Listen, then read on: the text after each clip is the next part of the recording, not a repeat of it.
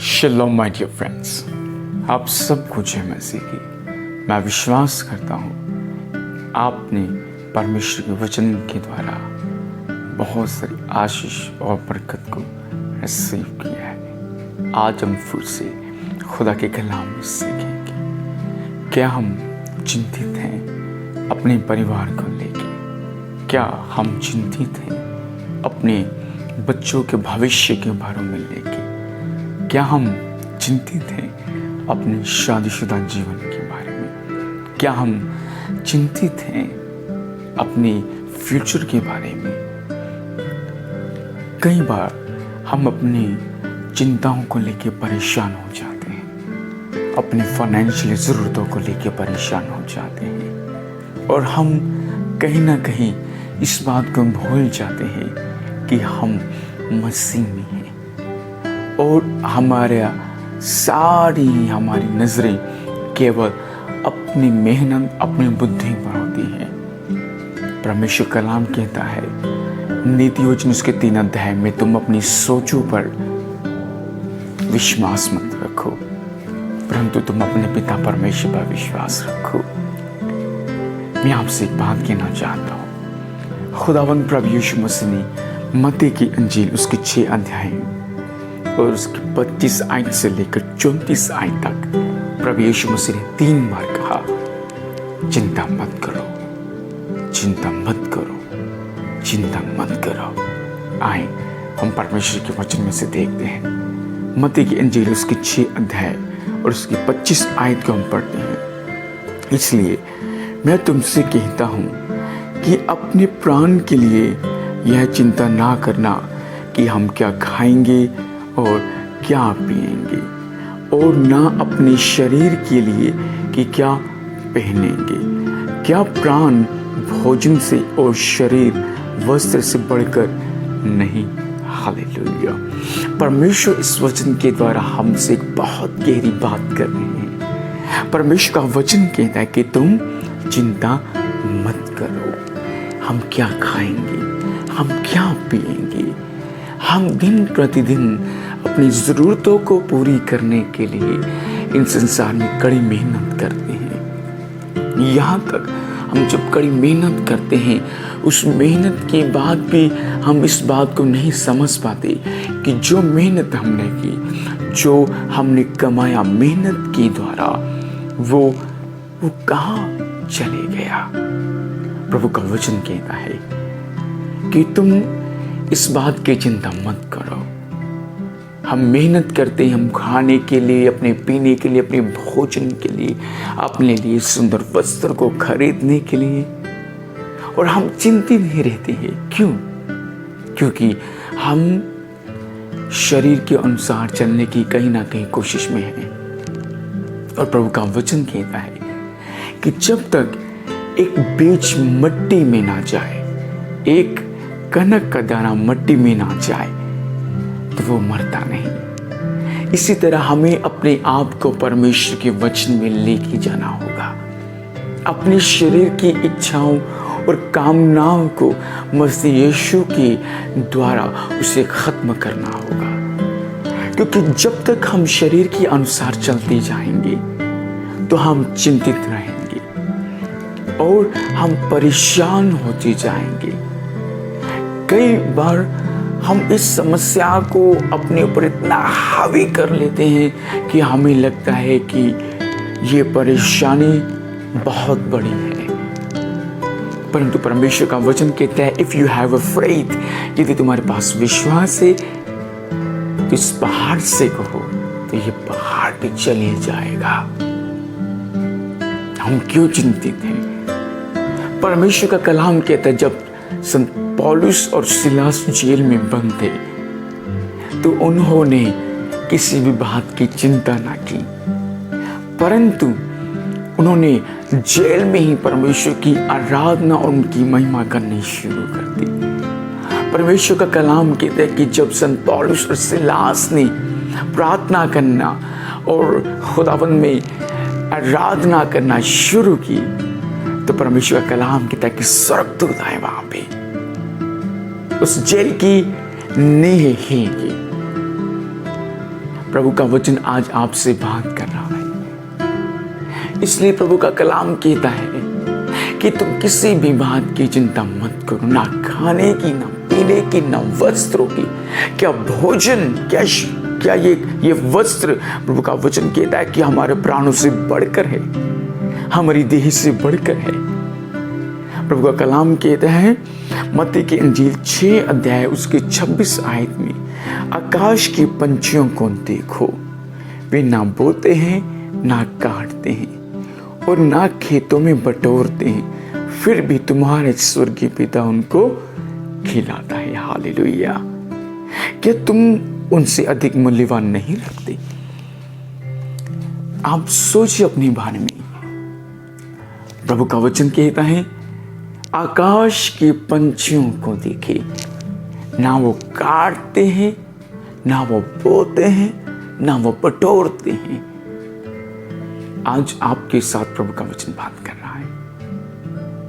आप चिंतित हैं अपनी चिंताओं को लेके। शायद आपको लग रहा हो कि मेरे बेटे की शादी नहीं हो पा रही, मेरी बेटी की शादी नहीं हो पा रही, हम फाइनेंशियली बहुत गरीब हैं, बहुत कमजोर हैं, मेरा बेटा मेरी आज्ञा नहीं मान रहा। हम इस बात के लिए चिंतित हैं, हमारे बच्चे नशे की हालात में। प्रभु का कलाम कहता है फिलिप्पियों की किताब उसके 4 अध्याय उसके 6 आयत में लिखता है Do not be anxious, तुम चिंता मत करो, परंतु तुम्हारी प्रार्थनाएं, तुम्हारी निवेदन धन्यवाद के साथ परमेश्वर के सम्मुख आए। आज परमेश्वर आपके दुख को आनंद में बदलेगा। परमेश्वर आपके दिल को अपने लहू के द्वारा सीखना चाहता है कि आप तैयार हैं। अपनी चिंताओं को परमेश्वर पे डाल दीजिए,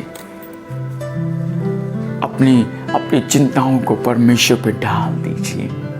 आइए एक बहुत ही सुंदर प्रभु का वचन से पढ़ेंगे। भजन संहिता उसकी 55 अध्याय उसकी 22 आयत को हम देखते हैं। यदि आपके पास बाइबल है, मैं चाहूंगा कि आप इस वर्ष को मेरे साथ पढ़ें। भजन संहिता 55 अध्याय उसकी 22 आयत में प्रभु का वचन कहता है अपना बोझ यहोवा पर डाल दे, वह तुझे संभालेगा। हालेलुया।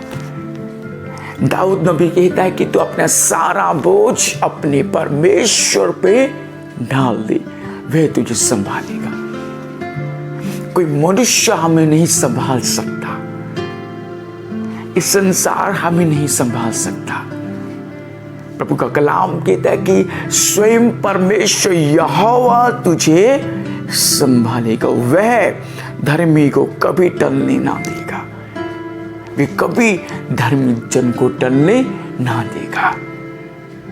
प्रभु का ये बहुत ही सुंदर कलाम है। अपने बोझ को यहोवा परमेश्वर पर डाल दे। इसलिए परमेश्वर ने कहा अपने चेलों से, जिस समय खुदावंद प्रभु यीशु मसीह गैथसेमनी में प्रार्थना के लिए गए, तो प्रभु यीशु मसीह ने अपने चेलों से कहा कि यहाँ बहनों ठहरे रहो, बैठो और ठहरे रहो और प्रार्थना करते रहो, कहीं ये ना हो कि तुम चिंताओं में, परेशानियों में फंस जाओ। और यदि हम प्रार्थना करते हैं पिता से और अपने बोझ को अपने यहोवा परमेश्वर पे डालते हैं, तो निश्चिंत ही प्रभु का कलाम के तवे कभी भी धर्मी जन को टलने ना देगा। परमेश्वर आपसे प्रेम करता है। अपने बोझ को अपने परमेश्वर पे डालें। जिस तरह से परमेश्वर पंछियों की जरूरत को पूरा करता है, परमेश्वर आपकी जरूरत को पूरी करने में भी सामर्थ्य है। जिस समय एलाइजा नबी अपने देश को, अपने शहर को छोड़ के गया, तो परमेश्वर का कलाम कहता है कि परमेश्वर ने उनके लिए एक नया रास्ता तैयार किया। ये देखिए कौआ उनके लिए रोटी लेके आता था। उस निर्जन एक नदी बहती थी जिसमें से खुदा का नबी जल पीता था। यदि परमेश्वर उस निर्जन भूमि पे अपने सेवक के लिए, अपने धार्मिक मनुष्य के लिए इंतजाम कर सकता है रोटी का, जल का, तो परमेश्वर आपके लिए भी इंतजाम कर सकता है। अगर चिंता करनी है तो अपने प्राण की चिंता करें, क्योंकि हमारे प्राण का परमेश्वर के द्वार में पहुंचना सबसे जरूरी है। मुक्ति जीवित जब तक हम हैं तब हम मुक्ति को प्राप्त करते हैं। मृत्यु के बाद मुक्ति नहीं है। प्रभु का वचन कहता है अपनी चिंताएं अपने परमेश्वर पे डाल, और जब आप अपनी चिंताएं अपने परमेश्वर पे डालोगे तो प्रभु आपकी मदद करेंगे, आपकी सहायता करेंगे। आइए एक और वचन को पढ़ते हैं, भजन संहिता 119 अध्याय, भजन संहिता 119 अध्याय, उसकी एक बहुत ही सुंदर वचन को हम पढ़ेंगे। 143 आयत को, शाकाचा राबा सांचा, मैं संकट और सकेती में फंसा हूं, परंतु मैं तेरी आज्ञाओं से सुखी हूं। हालेलुया। दाऊद नबी कहता है प्रभु चाहे क्यों ना परेशानियों से घिरा हुआ हो, परंतु फिर भी मेरे पिता प्रभु तेरी आज्ञाएं मुझे आनंद देती हैं। हमें खुशी मिलती है, मुझे खुशी मिलती है प्रभु तेरे वचनों के द्वारा, तेरे कलाम के द्वारा।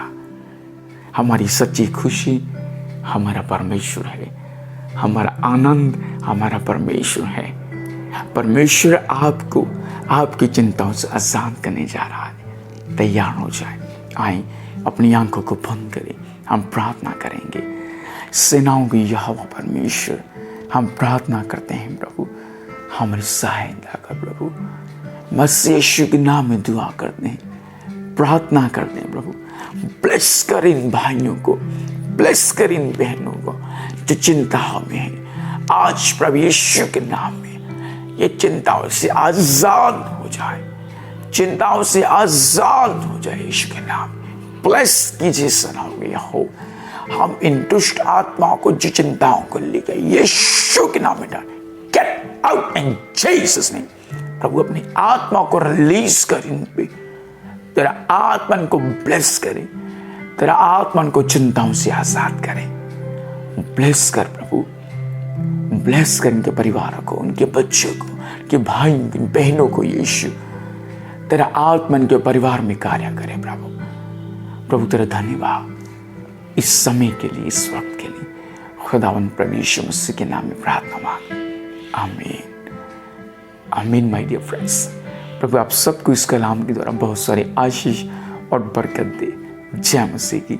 May God bless you.